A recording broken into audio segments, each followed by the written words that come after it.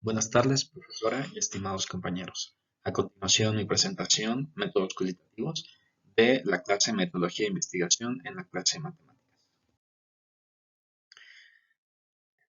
Esta presentación se organiza de tal forma que cada uno de nosotros tuviera una contribución equitativa en los temas seleccionados. Los temas que me corresponden son el positivismo y la teoría crítica. Positivismo. El positivismo se asocia con el filósofo francés del siglo XIX, Augusto Comte.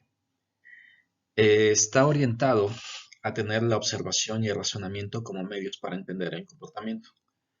Es decir, para poder comprender la realidad necesitamos observarla y razonar acerca de ella. El conocimiento, como podemos ver, se basa en experiencia y solo se puede obtener por medio de la observación y experimentación.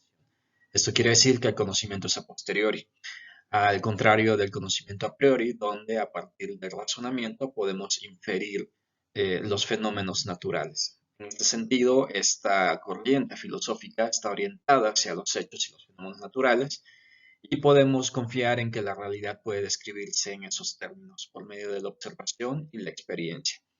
Los supuestos de esta filosofía atribuibles a Giddens.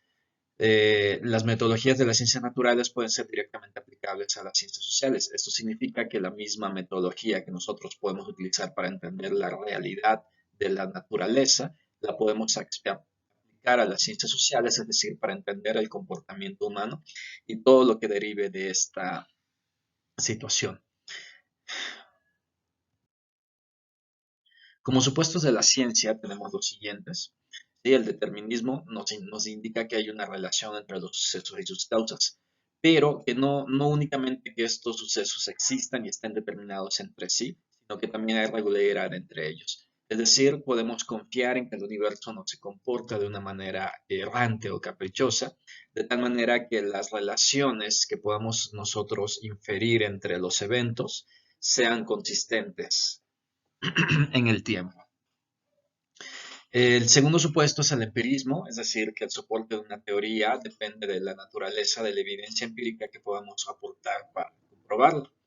Hay 5 pasos: experiencia, ¿sí? Clasificación, cuantificación, relaciones, el descubrimiento de las relaciones y aproximación a la verdad.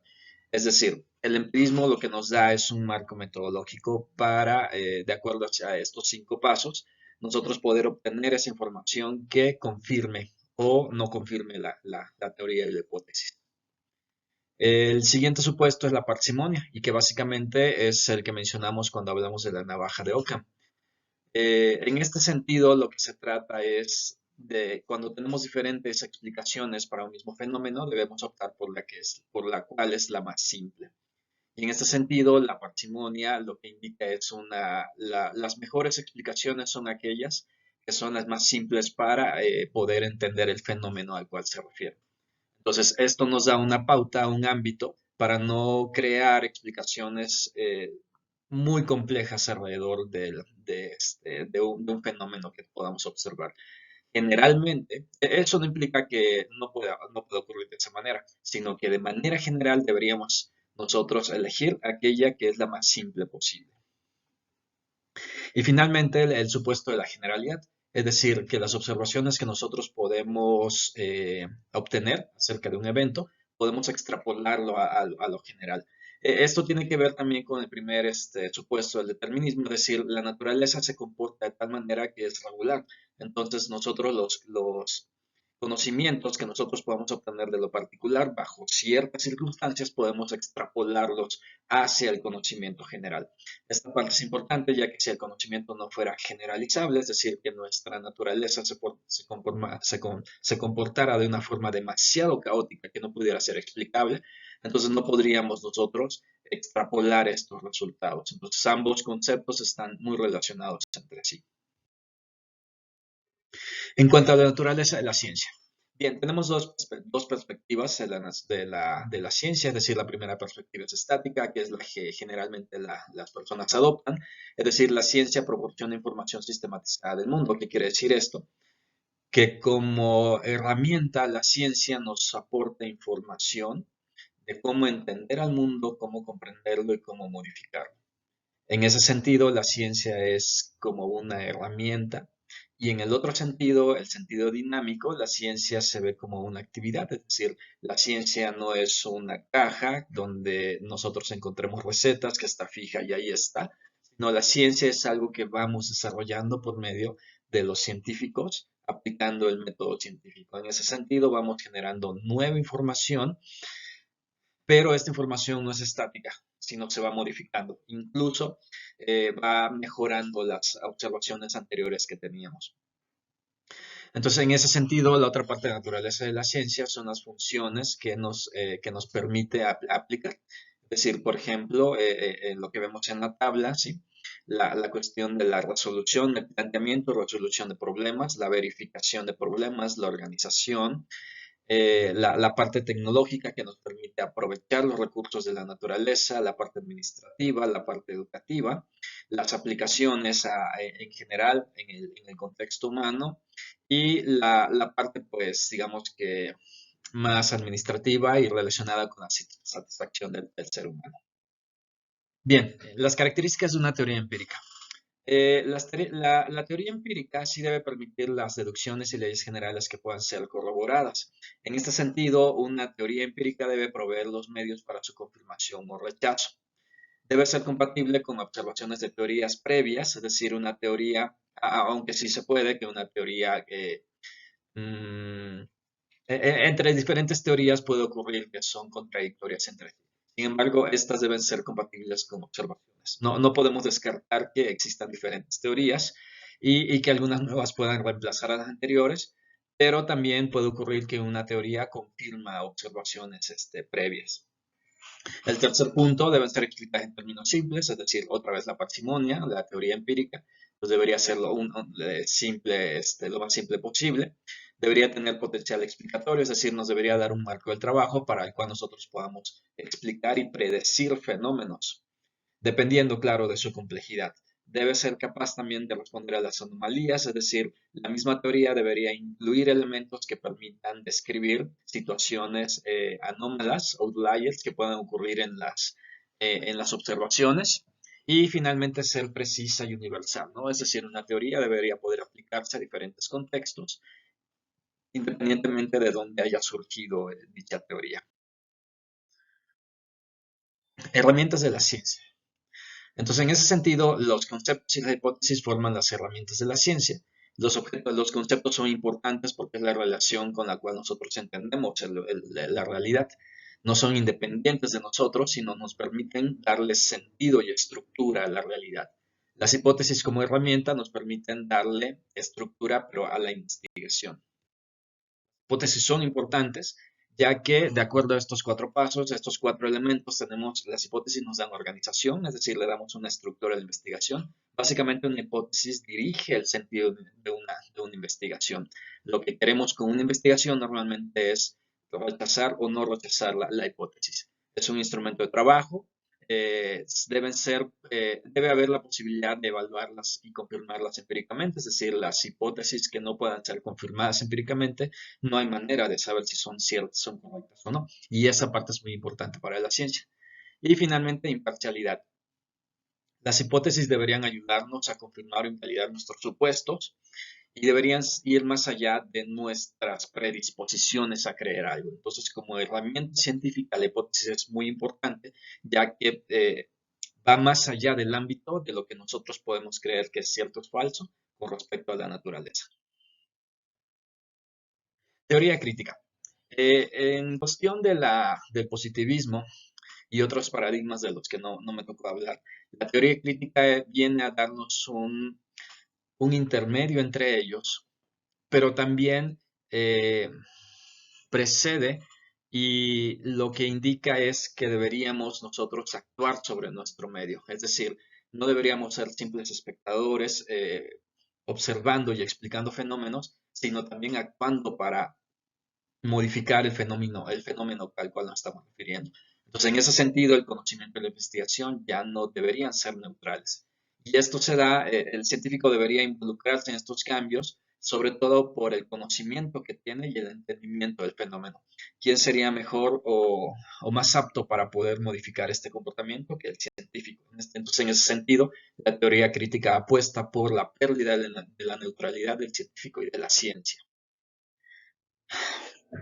En ese sentido, la teoría crítica entonces nos aborda una parte de los intereses, es decir, cuáles son los intereses que están presentes, ¿no?, en el comportamiento de la sociedad, hacia dónde va la sociedad y quién la está dirigiendo.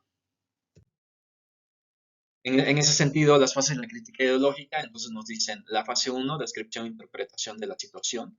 La fase 2, las razones por las cuales damos forma o se ha llegado a esta situación. La fase 3, cuál sería una agenda para modificar la situación. Y la fase 4, la evaluación de los logros de esta modificación. Entonces, en este sentido vemos que el científico o la investigación, hablando más ampliamente, se involucra en el cambio de la situación que está estudiando. Entonces, es un actor participante en la misma situación. ¿Cuáles son las críticas? Las críticas es justamente que darle este sentido a la investigación, pues ya la mete en una agenda política, ¿no? Es decir, no solo es un observador, sino también se convierte y eso puede afectar los resultados de lo que estás observando. Entonces, hay muchos, los intereses que se describen en cuanto a la descripción de los tres intereses, se nota como una separación artificial, es decir, hay muchas más razones por las cuales podríamos hacer investigación o querer involucrarnos en el cambio, de ser agentes de cambio, como para descartarlos únicamente en tres. Ahora, en cuanto al sentido de teoría crítica y currículum, ¿en qué nos afecta en la parte educativa? Bueno, básicamente lo que la teoría crítica nos está dando es la institucionalización del conocimiento como agenda del poder, es decir, ¿a qué sirve, a qué intereses sirve las instituciones educativas? ¿Cuáles son esos propósitos? ¿Qué propósitos deberíamos tener? Pero ¿cuáles son los intereses a los cuales sirven?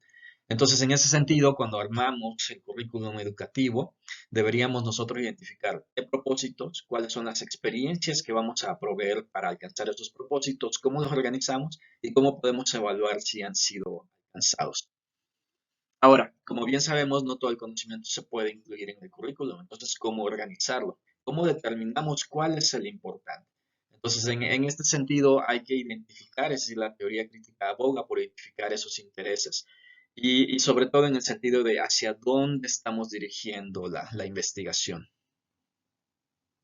Debemos fijarnos en las estructuras y relaciones de poder, sobre todo identificar si el conocimiento es emancipador o bien está generando nuevas estructuras y relaciones de poder, ¿no? Como bien sabemos, la parte de la educación es una parte muy formativa para el ser humano, por lo tanto, ¿qué formación se les está dando a estas futuras generaciones? ¿A qué intereses van a servir?